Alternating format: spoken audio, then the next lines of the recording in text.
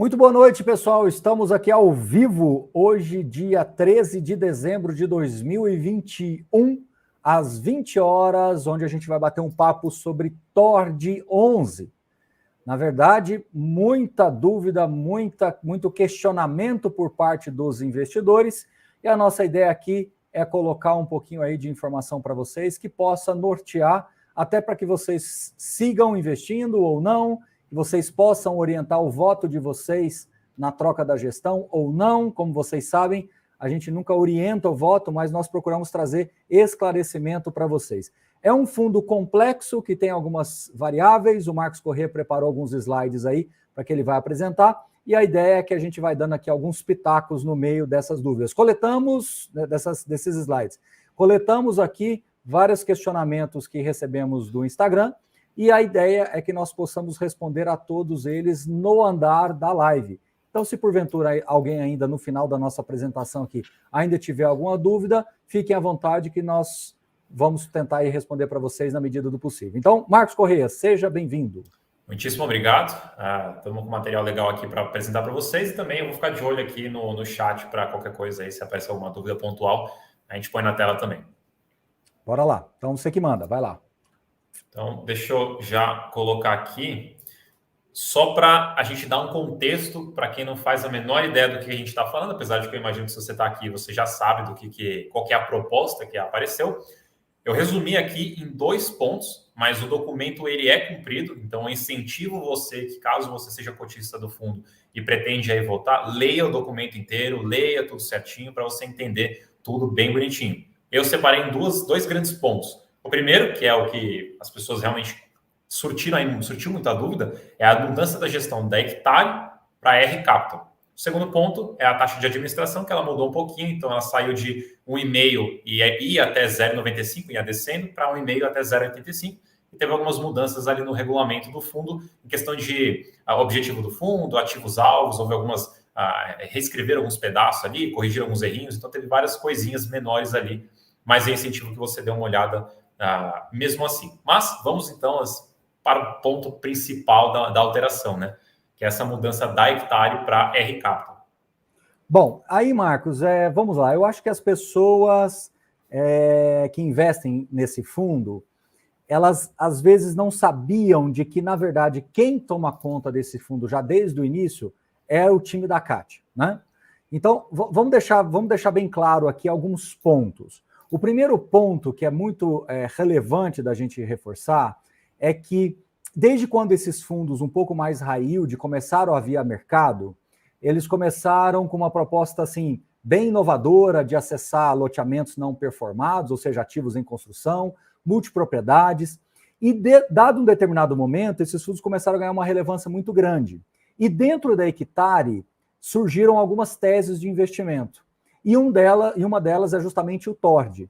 E o TORD, que é gerido por esse time da Kátia e algumas outras pessoas, eles estavam ali dentro como se fosse uma espécie de uma incubadora. Eles chegaram com um projeto muito pequenininho, com um fundo muito específico, uma estratégia muito específica, só que aquilo ali foi ganhando muita relevância, não só dentro da própria Hectare, como também dentro do próprio mercado. Daqui a pouco eu vou falar um pouquinho para vocês sobre cotistas e um ponto bem relevante, mas o que aconteceu nesse interim? Quando você tem uma subdivisão da estratégia, e ela vai ficando cada vez mais complexa, né, você precisa, junto aos órgãos reguladores, ter alguns níveis de controle e acompanhamento, que muitas das vezes não era a atividade principal da própria Hectare. E aí o que aconteceu? O próprio time da Kátia sentiu a necessidade de fazer o nome, né, que o pessoal usa muito no mercado financeiro de spin-off, nada mais é do que um divórcio consensual. Não é um divórcio litigioso. Você separa, você tira realmente aquele time e vai para uma outra estrutura para que lá sim você possa desenvolver os seus controles, lá sim você possa desenvolver a sua estratégia e que ela possa ter luz própria e vida própria e que não fique dentro do guarda-chuva da Hectare, que está com uma outra linha, com outro tipo de situação ali, mais próxima para crédito e menos especificamente ligada à equity, como a gente vai falar daqui a pouco. Então, resumo da ópera, a cisão aí, e esse spin-off, esse divórcio consensual, na minha opinião, tá? E aqui eu estou dando uma opinião muito assim, individual, na minha opinião, não é um problema. Pelo contrário, talvez seja parte de uma nova estrutura, de uma nova situação que o Tord possa ganhar luz própria. Então, muitas das pessoas acharam que era uma briga, alguém estava quebrando ali no meio, e aí fizeram essa divisão, mas não, pelo contrário. Até há muito tempo atrás, quando eu fiz os primeiros contatos com a Hectare, quando eu quis falar sobre Tord, o pessoal de lá, principalmente na figura do André, me orientou a falar com o time da Kátia, que era uma equipe à parte. Então, desde esta época, já era um outro núcleo que tomava conta do Tord 11, por consequência do Versalhes, enfim, esses outros fundos. Então, esse é o primeiro ponto, esse slide, mostrando que esse divórcio consensual, na minha opinião, não é um problema, mas talvez parte de um novo caminho que o fundo tem pela frente. Certo, Marcos? Quer acrescentar alguma coisa aí sobre isso? Eu queria só reforçar, então, baseado no que você falou, que é uma das principais dúvidas que a gente recebeu. Então, o que está mudando é a gestora. Então, saindo de Hectare, indo para R Capital. Mas as pessoas que fazem a gestão são as mesmas. É a Kátia, continua sendo a Kátia, a equipe dela. Então, a gestão em si não mudou, a gestora que mudou, é isso? É exatamente. E vou dizer mais, tá? Para você construir uma gestora, é caro, é demorado, é burocrático. E durante todo esse tempo, já era uma necessidade individual ali da Hectare dar vida própria para os produtos lá do time da Kátia. Então, ela obviamente demorou a construir esse processo, não é fácil, ainda mais num fundo como é o Tord, que é extremamente complexo, cheio de detalhes. Então, os próprios órgãos reguladores exigem um nível de controle maior. Então, consequentemente, esse processo atrasou um pouco, mas aí está o Tord 11 dentro da R Capital, que agora vai ter a sua vida própria, enfim. Mas de alguma forma eles estão conectados, eles têm alguma relação? Sim, possivelmente eles vão continuar tendo alguma parceria, vão ter operações que eles vão querer dividir de alguma maneira, mas agora cada um tem a sua estrutura jurídica, burocrática, individual perante os órgãos reguladores, tá bom? Show. Tudo bem. Inclusive, Marcos, ela fez, acho que você está no seu slide aí, inclusive eles fizeram uma carta pública aí, né? Até eu deixei o link aqui, depois se vocês quiserem copiar ou só, enfim, jogar no Google, vocês acham fácil, mas tem uma carta explicando o que aconteceu, por que eles estão saindo, o que eles são, quem eles são. Eu peguei aqui uns pedaços, só para vocês... Não dá para resumir tudo, né? Porque tem bastante coisa interessante lá para vocês darem uma lida, mas eu tentei pegar alguns pontos mais críticos, assim, destaques maiores, para vocês verem o que é. Então, tem uma carta explicando, e basicamente é isso que o professor Baroni falou. Então, é a Kátia que lidera, é a Kátia que mantém a liderança na R Capital. A R Capital é um spin-off da Hectare. Então, nessa carta tem a explicação do que é essa cisão e quem é a R Capital. Então, esse slide aqui é só para trazer alguns destaques da carta e o link para vocês também, para vocês pesquisarem ali. Muita gente perguntando, né, de onde surge a RCAP, quanto tempo ela tem? Ela não tem tempo nenhum. Ela está completamente nova no mercado, justamente porque ela foi criada agora. Como o próprio nome diz, é um spin-off da Hectare. Então vamos imaginar, dentro da Hectare você tem vários núcleos, vários times lá. Um dos núcleos era da Kátia, que tomava conta do Tord, do Versalhes. O que acontece? O que é um spin-off? Você pega esse núcleo e transforma numa outra estrutura. Você tem agora duas estruturas independentes com vida própria perante os órgãos reguladores, tá? Então, é tão simples e objetivo quanto isso. Então, não peçam história da RCAP, porque não tem história para contar. Ela acabou de começar. O que você tem de história da RCAP é o que realmente você teve de resultado até agora do Tord, do Versalhes, dentro desse time liderado pela Kátia. Então, surge a partir desse núcleo dentro da Hectare. Então, imagina, vou dar um número aqui para vocês entenderem. Imagina que a Hectare tenha 50 funcionários, e 10 funcionários estão dentro desse guarda-chuva da Kátia, do time da Kátia. Esse guarda-chuva do time da Kátia sai da Hectare e monta uma outra gestora, e essa gestora, a partir de agora, vai receber essa estratégia do Tord e do Versalhes e do Serra Verde, por aí vai. Bom, por que eu estou falando tudo isso? Marcos, eu acho que você pode passar o slide. Por que eu estou falando tudo isso? Porque agora que começa onde que vocês deveriam estar mais atentos e preocupados. Eu percebi, Marcos, não sei se foi o que chegou no seu Instagram, eu percebi que as pessoas estavam preocupadas com a troca da gestora, que nada mais é do que uma casca jurídica, mas estavam com dificuldade de enxergar o que há dentro, de fato, dentro do fundo, né? E aqui agora eu quero começar já a fazer algumas críticas, tá bom? E é importante que vocês fiquem atentos. Quando esses fundos começaram a ganhar relevância, principalmente ali na pandemia, que a inflação começou a subir, esses fundos começaram a se negociar com bastante ágil. E eles apareceram, talvez, no maior dos outdoors da Faria Lima, que é dentro do fundo do Selegato, através do Iridium. Então, quando começou a aparecer Tord, Versalhes e alguns outros desses fundos, o próprio Equitare lá atrás, que o Iridium foi um dos principais cotistas, ganhou muita relevância do mercado. E eu, particularmente, fiquei muito preocupado com isso. E eu fui o primeiro analista, a primeira casa de research a apontar que esses fundos tinham muitos riscos cruzados, muitos riscos os quais os investidores não estavam atentos, estavam se guiando exclusivamente pelo yield. E vamos lá, o que acontece hoje, Marcos? Olha que número curioso. Equitare hoje, HCTR, tem 146 mil cotistas. Tord, 90 mil.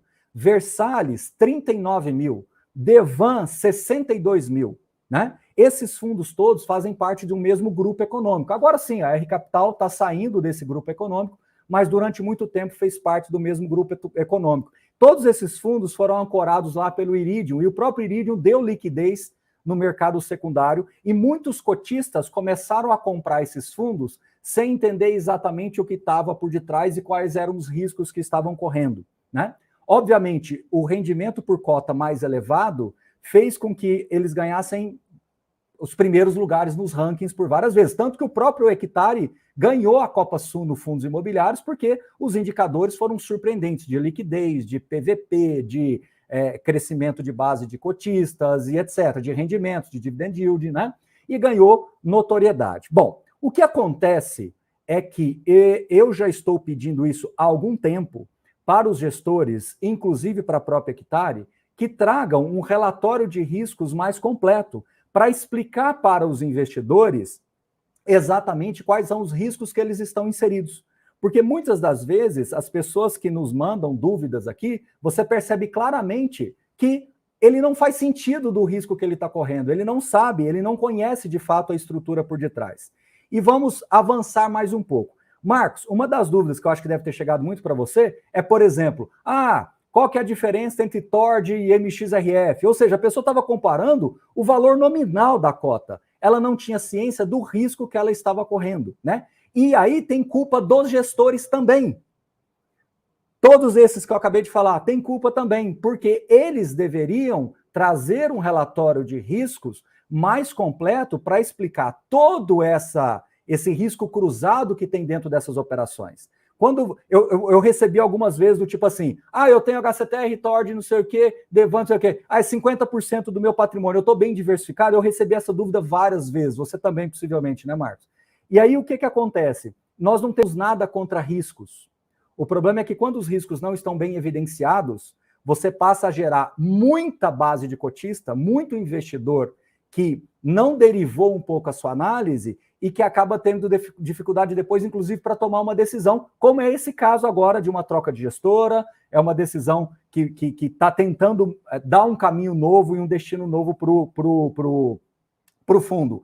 É uma gestora diferente, os processos vão ser individuais, a Equitare continua mais focado em crédito e, no caso, a R Capital mais focada no equity, que a gente vai explicar daqui a pouco, mas a minha crítica, tanto que nós paramos de fazer cobertura desses fundos, a gente parou de fazer análise dessas emissões, justamente porque nós pedimos para os gestores, nós não queremos ser levianos de levantar risco onde não existe ou de levantar pontos onde não existe, mas eu preciso que vocês, gestores, passem a falar mais sobre o seu produto. A sua base de cotista está crescendo compulsivamente, você está crescendo compulsivamente o seu fundo e você não está trazendo essas informações para os seus cotistas. E aí joga a responsabilidade para mim de uma research de ter que apontar isso para vocês.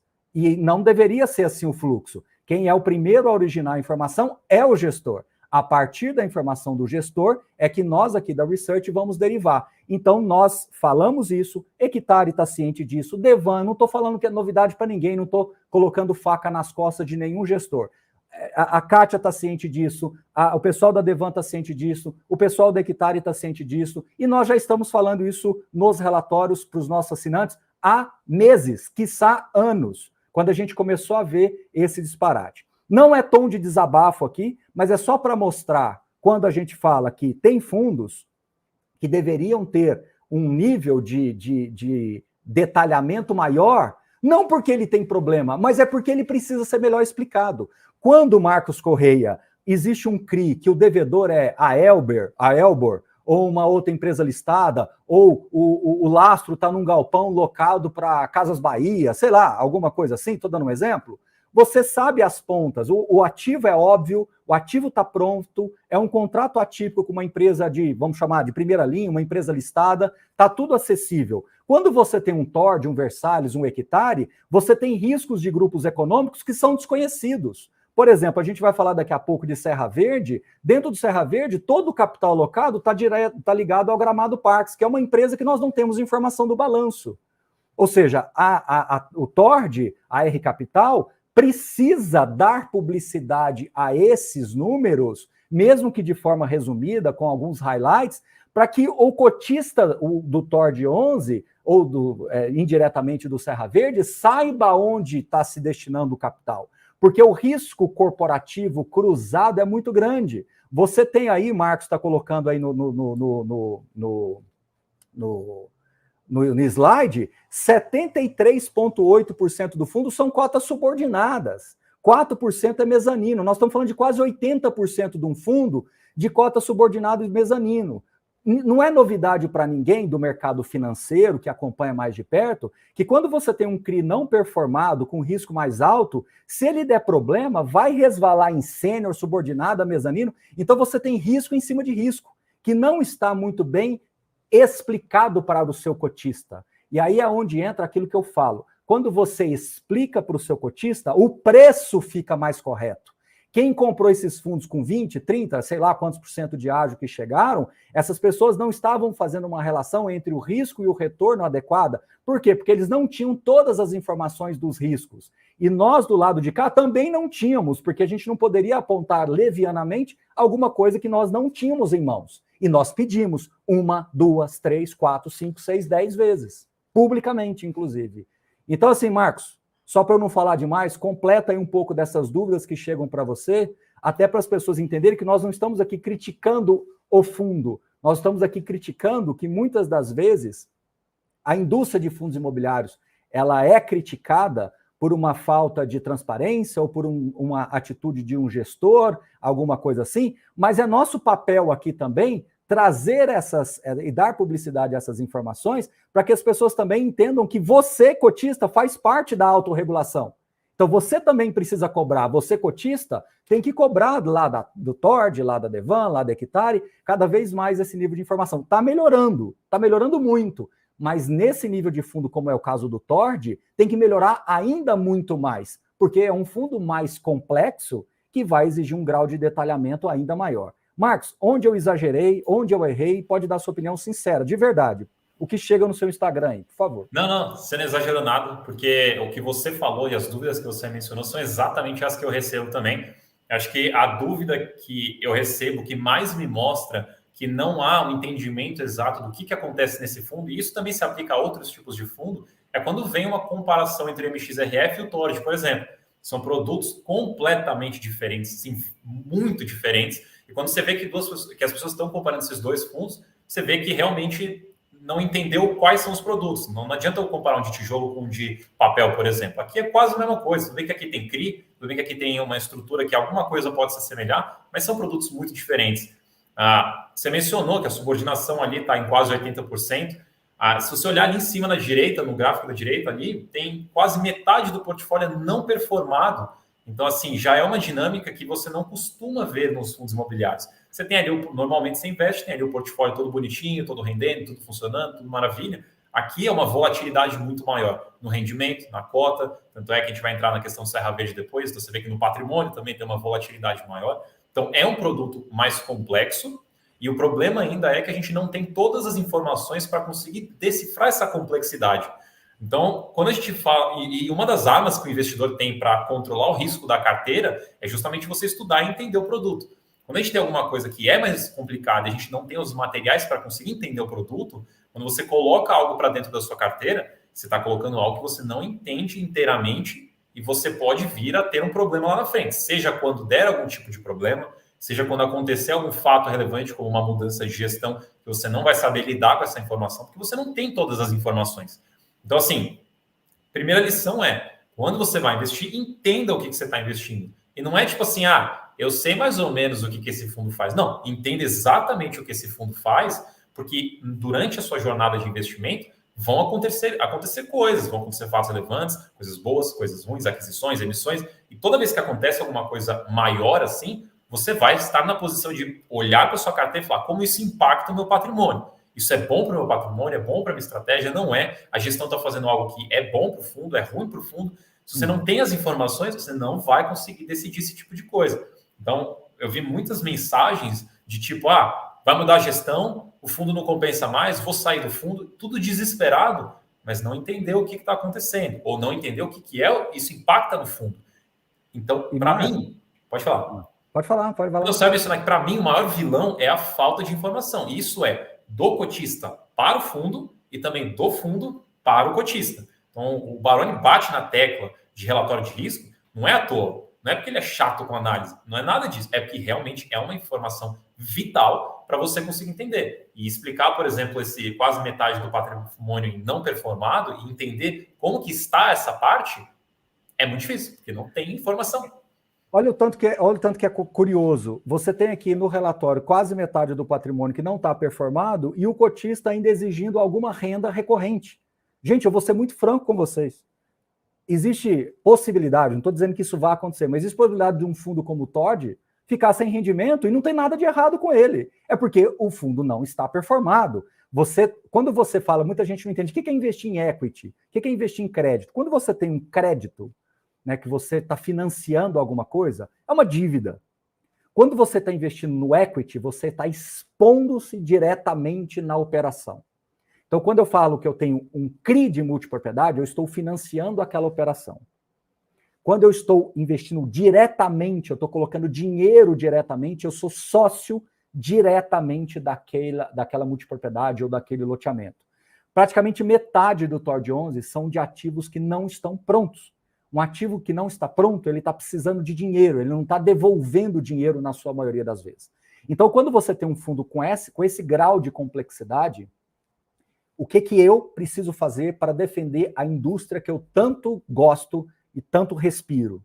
Eu preciso cobrar dos gestores, amigavelmente, que eles entreguem relatórios de riscos, para que eu não possa, de maneira leviana, levantar suspeitas de algumas coisas que eles têm informações e podem colocar. Então, quais são os sócios dessas operações? Qual é o risco cruzado dessa sociedade? Quando a gente vê um monte de fundos da Hectare ali, Devan, tal, comprando aqueles mesmos CRIs, aqueles mesmos nomes aparecendo, qual que é o risco desse cruzamento? É isso que eu preciso só ter de informação para que eu possa precificar corretamente. Eu não tenho nada contra risco, desde que ele esteja bem precificado. Por exemplo, o TORD, ele tende a entregar mais resultado porque ele está exposto ao equity. Então, a Kátia, lá com o time dela, não vai entrar para ganhar a mesma coisa que um galpão logístico locado para o Magazine Luiza. Ele vai querer ganhar 20% mais IPCA, seja lá o que for. Mas para você estar exposto a um risco dessa envergadura, você precisa dar mais informação, que nós chamamos no mercado de disclosure. Você tem que dar mais disclosure destas informações para que eu não possa levantar nenhuma informação levianamente. Então, é tão simples quanto isso quando você começa a entender. E aí, a pergunta que eu te faço é, você derivou essa análise, você chegou nessa análise, ou você comprou porque o yield estava alto, ou porque você não tinha uma perspectiva de outros fundos com um desenho diferente, mas que tivesse uma previsibilidade de dividend yield maior, de rendimento maior. O TORD, ele não tem tanta previsibilidade de rendimento, justamente porque ele não tem performance. Não tem muitos ativos performados. Então, isso tem que ficar bem claro. Bom, avançando um pouquinho, Marcos, pode virar o slide? Pode falar. Só mencionar uma coisa, para tirar uma dúvida que as pessoas também têm. Ali no portfólio, onde você tem o gráfico de tipo de ativo, né, na alocação, aqui bem no meio da tela, apesar de estar escrito que é quase 30% equity, quase 50% fundo, quase todos esses fundos são equity neles. Então, ele é praticamente ali 70%, quase 80% equity, o TORD, se você só chegar ali na ponta final, tá? Então, ele é mais um fundo de equity do que um fundo de CRI, como muita gente acaba achando, tá? Então, esse é um ponto importante para também tirar aqui de dúvida que eu recebi bastante. Boa colocação, Marcos. Perfeito. Pode virar o slide aí. Isso daí, preparem-se, porque agora, gente, Bom, eu vou começar de trás para frente. Vou ser muito franco com você, e aqui eu tenho certeza que o pessoal agora do time da Kátia, né, da R Capital, tá assistindo. Esse DRE só está aí para dar problema para vocês analisarem.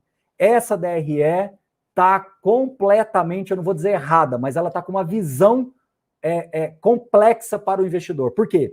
Quando você tem uma demonstração de resultado de exercício, você quer uma visão mais de fluxo de caixa. Você quer ter uma visão mais de como as receitas estão transitando. E aí está misturando com contábil.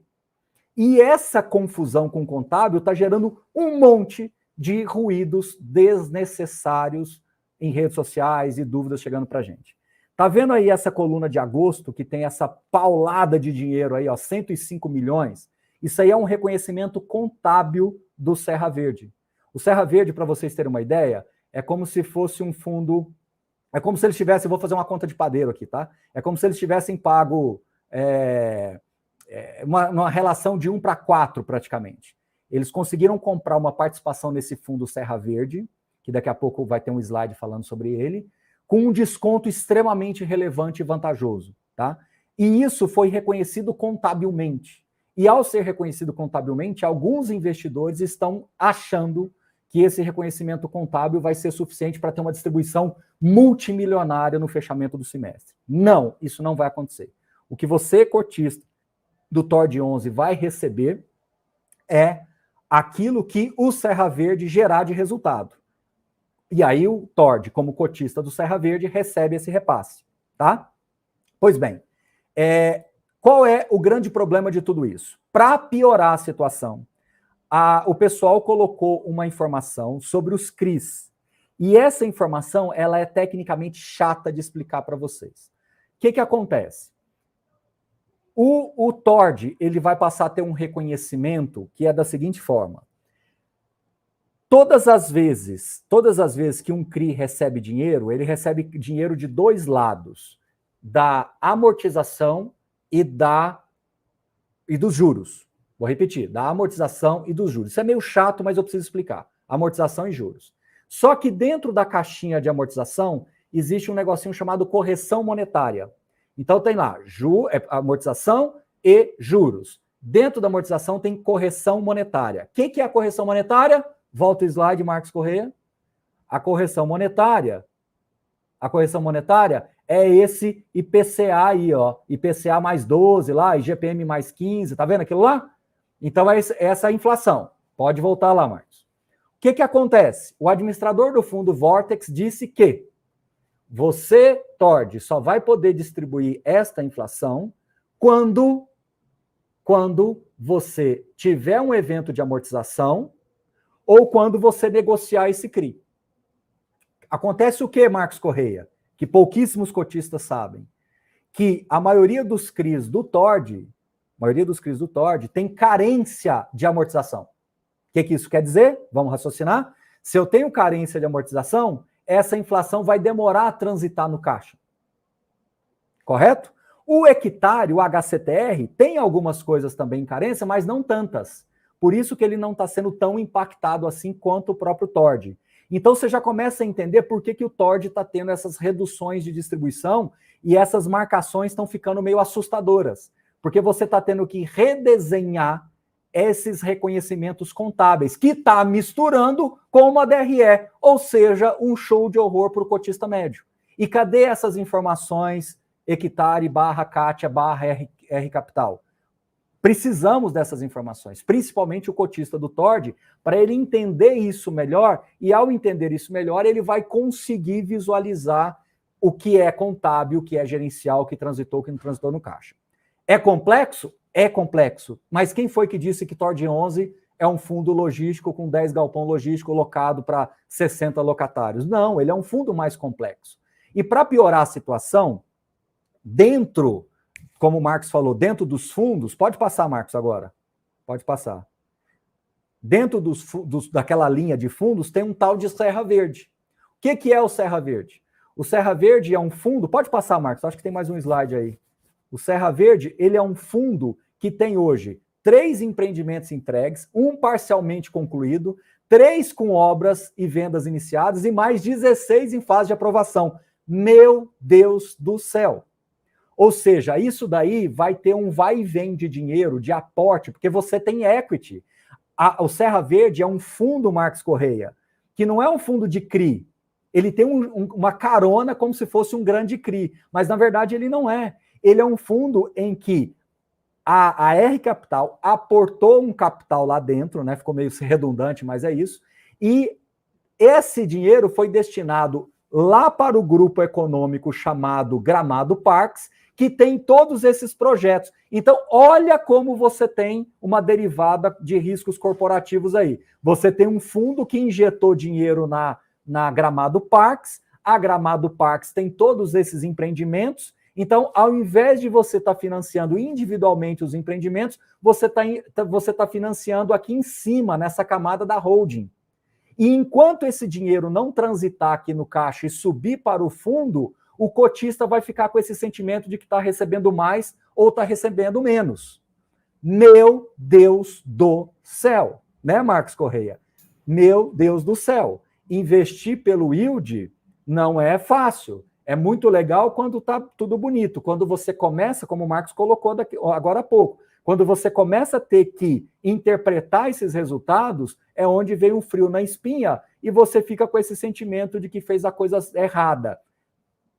E agora, como eu disse, eu vou jogar a culpa para os dois lados aí também. Eu acho que tem culpa também por parte da gestora de não ter informado isso melhor, não ter derivado isso melhor para o seu cotista, não ter apresentado isso melhor para o seu cotista e, consequentemente, o cotista fica sempre ali naquela sensação de que está faltando alguma coisa para a decisão dele. E aí esse sentimento de que as pontas não estão se fechando causa esse desconforto, a cota cai, gera ruído em grupos de WhatsApp, em fóruns, as pessoas começam a levantar uma série de questões que fogem efetivamente do ponto de debate. Eu estou colocando o dedo na ferida e estou levantando o que tem que ser debatido. É o que tem que ser debatido, é o que está na tela. Ou seja, você tem uma estrutura de riscos cruzados muito grandes, e você precisa entender, porque aí o Gramado Parques está lá no CRI, lá da Hectare também, que está no CRI da Devan, que está no CRI da...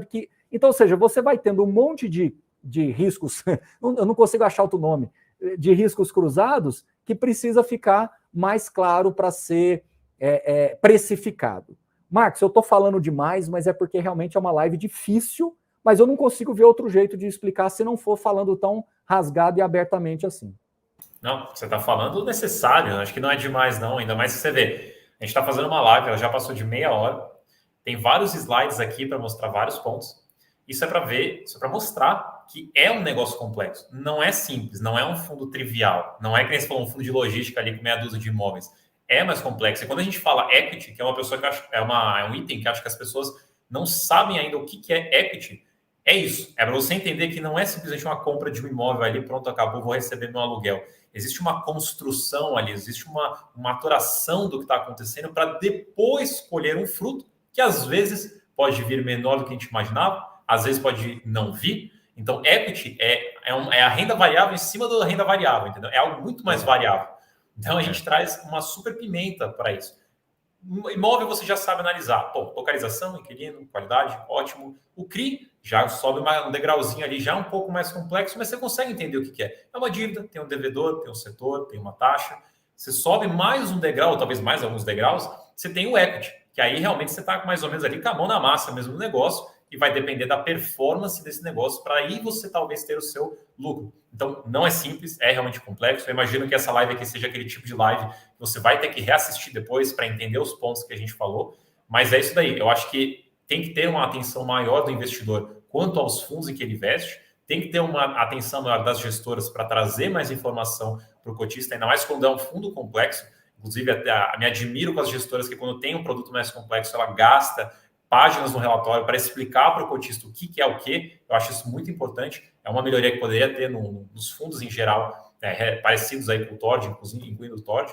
Então, assim, se atentem no que vocês estão investindo, porque pode ser mais complexo do que você imagina se você parar realmente ali no yield, ali no preço, ali só no setor, quando você estiver estudando. Pessoal falando, poderia ter trazido a gestora, tudo. Gente, nós vamos convidar a gestora oportunamente. Deixa ela fazer a mudança, deixa ela começar a R Capital, deixa ela mudar a cara do relatório. Eu tenho certeza que a Kátia está ouvindo essa live, vai se sensibilizar com toda essa situação, e é um motivo excelente de quando o fundo sair da Hectare e vir para a R Capital, já vir com uma roupagem diferente, um relatório um pouco mais detalhado, e aí sim você pode ter certeza que a Kátia, o time dela, serão bem-vindos aqui para explicar isso para vocês. Mas hoje, eu acho que seria muito mais produtivo eu falar diretamente, o Marcos falar diretamente com vocês, para que ficasse realmente um papo mais reto, até para que você possa refletir sobre tudo que você tem investido que tem um pouco mais de risco. Eu vou bater nessa tecla, eu não tenho nada contra risco, desde que ele esteja claro e bem precificado. Ponto final. Vou repetir, eu não tenho nada contra risco, desde que ele esteja claro e bem precificado. Na minha opinião, como vai esclarecer isso? É um relatório de riscos completo. Aliás, eu quero fazer um elogio aqui a Hectare / R Capital.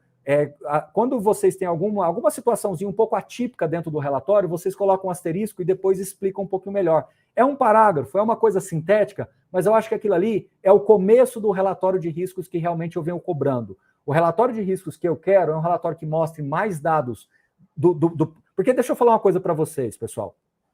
Os fundos imobiliários estão crescendo tanto nesse setor que antigamente, Marcos, as pessoas financiavam o projeto, né? É o chamado Project Finance, né? Você financia o projeto. E agora você está subindo, o cheque está ficando tão grande, os fundos estão ficando tão grande que você está fazendo não é mais o Project Finance, né? É o Corporate Finance, ou seja, você coloca dinheiro numa holding. E quando você coloca o dinheiro numa holding, você tem que abrir mais o balanço dessa empresa, porque agora você está exposto a um risco corporativo.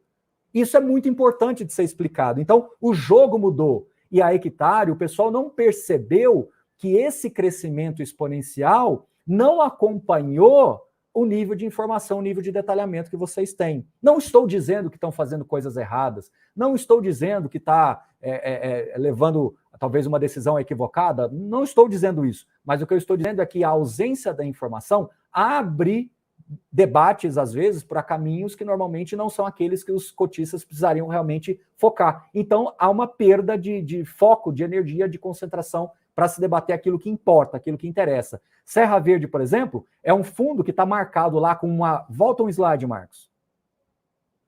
Isso daí, por exemplo, olha que coisa. Na virada do mês, a cota patrimonial saiu de 1,27 para 8,58. Extraordinário isso, só que isso aí é contábil.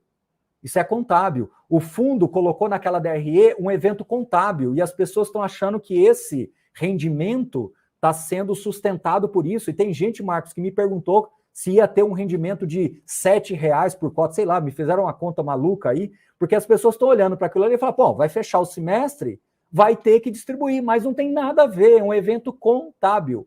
A cota patrimonial sobe. Vamos comemorar? Vamos bater palma? Não, senhores. Por que não, senhores? Porque o Serra Verde não é um fundo listado. Desce aí o mouse, por favor. Desce o slide de novo, Marcos. Esse FII não é negociado na Bolsa. Tá vendo aí, ó? Esse FII não é negociado, é o quarto item. Então, assim, hoje é um efeito contábil, é uma marcação contábil. E vamos supor que, por hipótese, esse fundo passe a ser negociado e alguém negocie ele a R$2 a cota. Esse suposto ganho patrimonial que você tem como cotista, você vai perder, igual acontece com o FOF. Né? As cotas sobem, o VP do FOF sobe, as cotas lá dentro caem, o VP cai. Hoje, o TORD está com um VP inflado por causa dessa remarcação da Serra Verde. Vale isso? Quem sou eu para falar se vale ou não vale? Nós precisamos de elementos mais claros para que a gente consiga precificar melhor. Ou eu estou falando grego, né, Marcos? Quando eu falo de risco, eu tenho que falar de retorno e eu tenho que falar de precificação. Ou seja, para eu saber... Marcos, posso deixar o meu lado professor avançar um pouquinho agora? Posso dar um exemplo aqui completamente fora? Por favor. Por exemplo, Marcos Corrêa, você tem coragem de pular de paraquedas? É Não, não tenho difícil, não. né?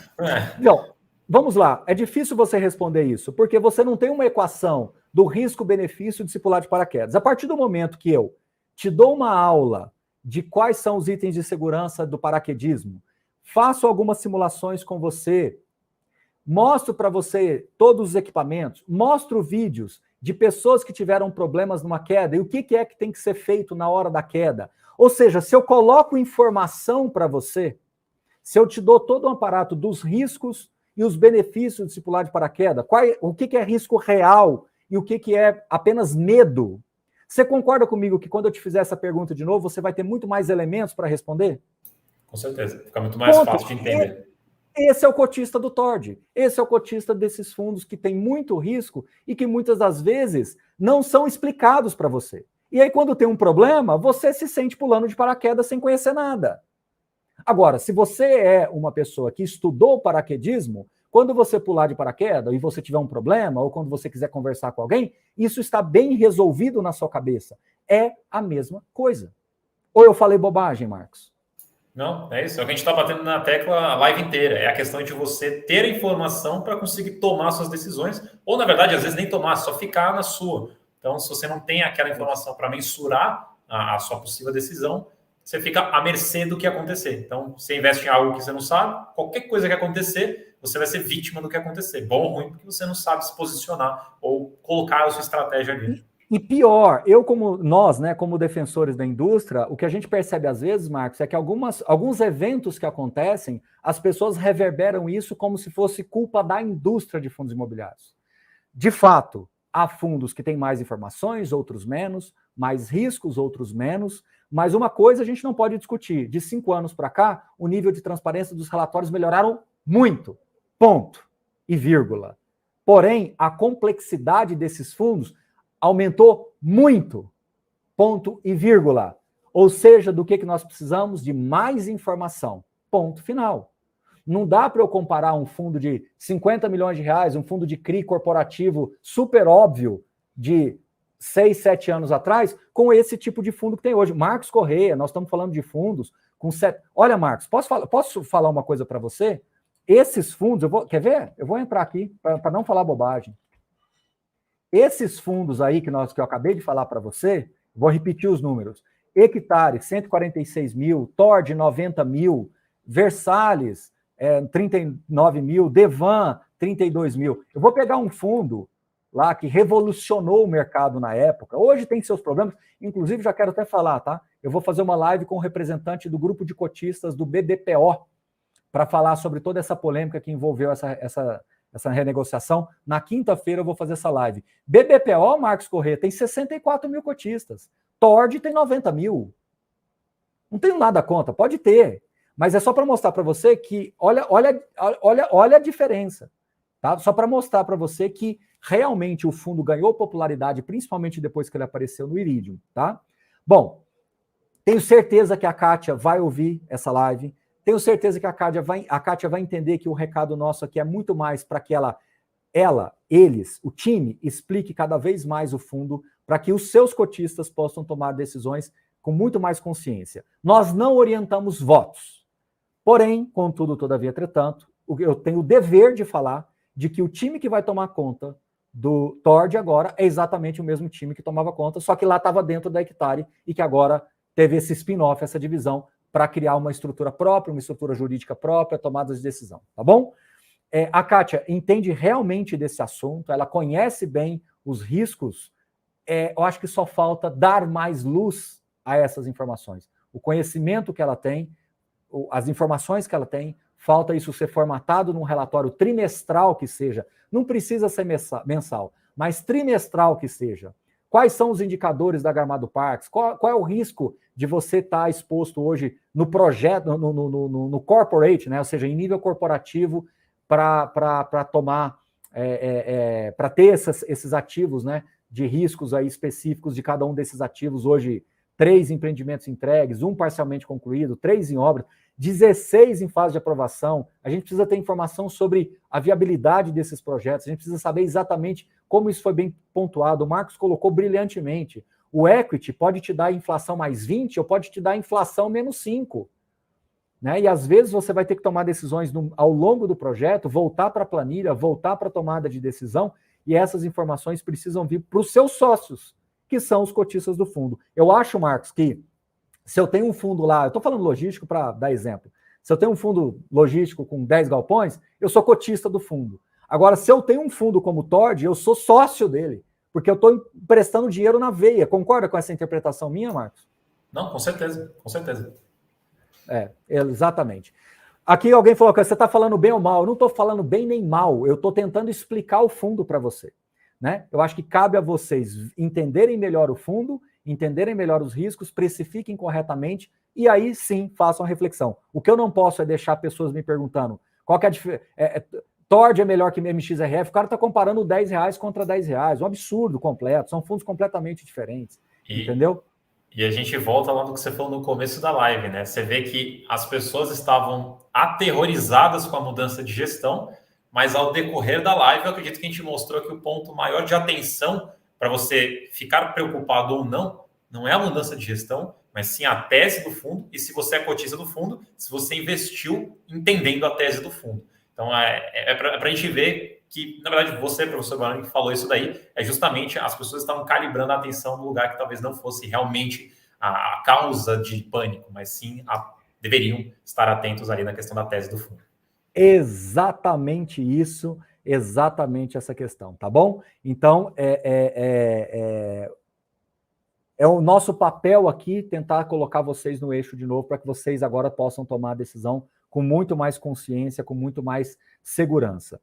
Essa questão do MXRF, essa questão de você ter 4, 5 fundos do mesmo grupo econômico, com as operações totalmente cruzadas entre si e achando que você está diversificado. Não está diversificado. Se você tiver um problema, esse problema ele é em cascata. Então isso precisa ficar claro. A partir do momento que você tem isso claro e pondera isso dentro da sua carteira e tempera, não vou nem falar pondera, e tempera isso dentro da sua carteira, tudo certo, vamos seguir em frente, invista com segurança, com tranquilidade, com conhecimento. O resto é com vocês. O que eu não posso aqui é deixar que vocês, né, se balizem por informações que não estão corretas. O fundo tem mais risco, isso não quer dizer que ele é ruim. Um fundo que tem mais risco, ele tem que entregar mais retorno. E o que eu peço aqui, aí sim, fazendo uma crítica muito objetiva e direta, é que essa DRE, por favor, mude, traga a luz a essas informações, explique melhor o fluxo, o que efetivamente transitou. O Serra Verde vai jogar dinheiro para dentro do Tord indiretamente, é esse dinheiro que vai sustentar. Rendimento pode subir um pouco mais, pode cair um pouco mais, pode, é equity. Ele é feito para pagar mais, mas ele não precisa ter tanta previsibilidade quanto um fundo com contratos atípicos, pelo amor de Deus. É isso que tem que ficar claro, tá bom? É isso que tem que ficar claro. E para concluir, Marcos, a gente não faz live aqui para, porque o fundo vai subir, porque o fundo vai cair, porque a gente... Não, a gente deu a informação que vocês precisavam. Para mim não é novidade nenhuma, assim, no sentido de que é mais arriscado, ok, ele vai ter mais volatilidade, ele vai variar mais. O que realmente me incomoda um pouco é que a gente alertou lá atrás a nossa base de assinantes. Então, Marcos, por incrível que pareça, a maioria das perguntas que chegam para mim aqui são de não assinantes. Não são de pessoas que nos seguem nas redes sociais, que assistem nossos vídeos, mas não são assinantes especificamente. Os nossos assinantes já estavam cientes há meses, quiçá ano, de que a gente não ia dar mais cobertura sobre esses fundos enquanto eles não apresentassem alguns relatórios de riscos. Habitat começou a apresentar, Tegar começou a apresentar, RBR já apresentava, então a gente está pedindo para a régua subir. O que é subir a régua? Os fundos estão ficando mais complexos? Tudo bem. Pode entregar mais retorno? Tudo bem. Mas tem mais risco? Tem. Então me apresenta mais esses riscos, explica isso melhor para o mercado, para que depois que você, gestor, explicar para o mercado, você me credencia a falar de uma maneira não leviana. Né? Eu não vou, nunca farei isso, de levantar essas informações publicamente de coisas que efetivamente eu não tenho. Né? O risco cruzado é evidente. Me preocupa muito.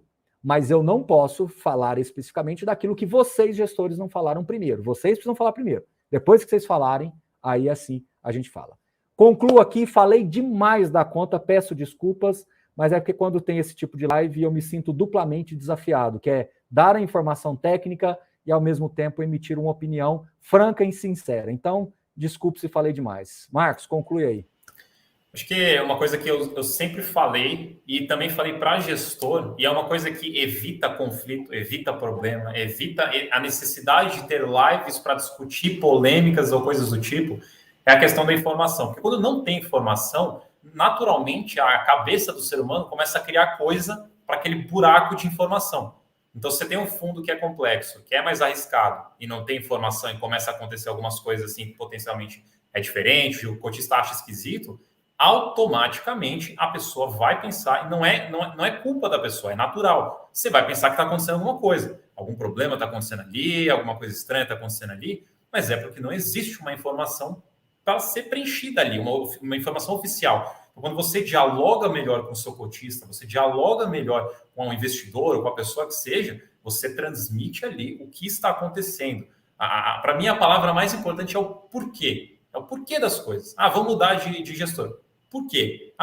O rendimento caiu. Por quê? Se você consegue trazer esses porquês pro cotista, acabou. Você não vai ver polêmica. Porque pode ser que o cotista olhe e fale, não gostei, é ruim, pode ser que ele goste de elogio, mas o mais importante é que ele está tendo uma decisão sabendo do porquê.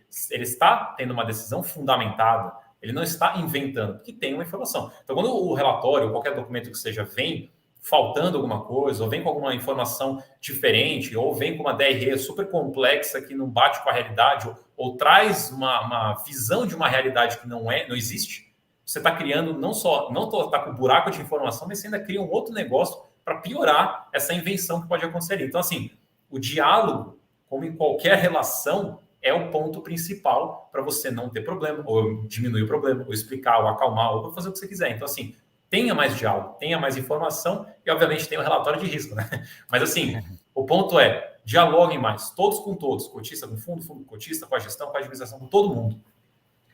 E é por isso que nós vamos aguardar a Kátia ir lá para a R Capital direitinho com o Tord, e aí sim ela será bem-vinda aqui. Eu tenho certeza que ela entendeu isso não como uma crítica, mas como uma forma de trazer a régua do fundo ainda mais para cima. Afinal de contas, Marcos Correia, 90 mil cotistas, não são 9 mil e nem 90, são 90 mil cotistas. É muita gente, é um estádio de futebol que investe, então merece essa atenção.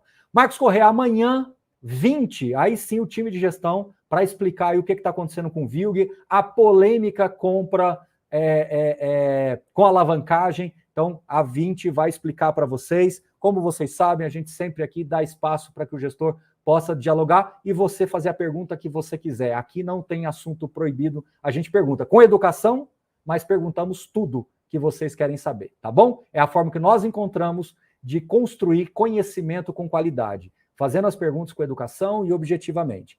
E na quinta-feira, eu recebo um representante de cotistas do BBPO, que vai trazer toda aí a polêmica também envolvendo essa recente renovação antecipada de contrato, quebra de contrato, enfim, tem muita polêmica ali. Ele está preparando um conteúdo também bem legal para trazer para vocês, e ele já sabe, carta branca, pode falar o que ele quiser. Então, representantes de cotistas, parece que tem um grupo de Telegram, eu não conheço muito, eu nem tenho Telegram direito. Eu tive que criar uma conta, mas nem usei. Então, se encontrem por aí, podem mandar suas perguntas, o que vocês quiserem perguntar, o representante de cotistas estará aqui para responder para vocês. Tá bom? Marcos Correia, muito obrigado, boa semana para todos nós. Eu que agradeço, obrigado pelo convite mais uma vez, obrigado a todo mundo que participou, contem sempre com a gente e temos mais lives aí pela frente, a gente ainda vai saber mais. Valeu, tchau, tchau.